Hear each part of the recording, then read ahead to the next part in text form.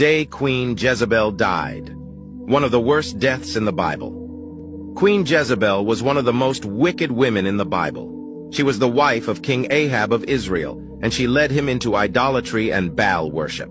She also persecuted the prophets of God and killed many of them.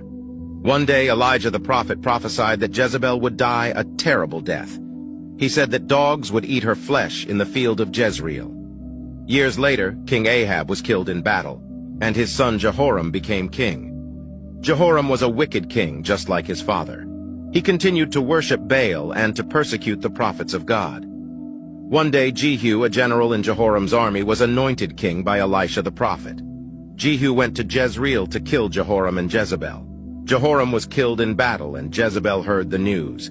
She painted her face and did her hair, and she went to the window to watch Jehu approach.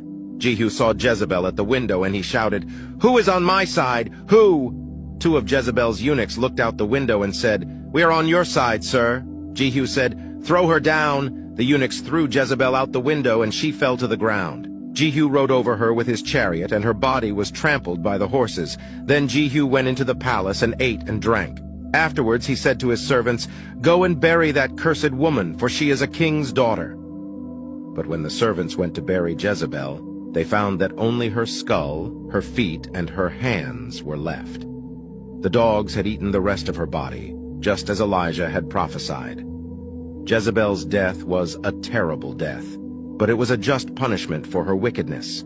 She had persecuted the prophets of God and led Israel into idolatry.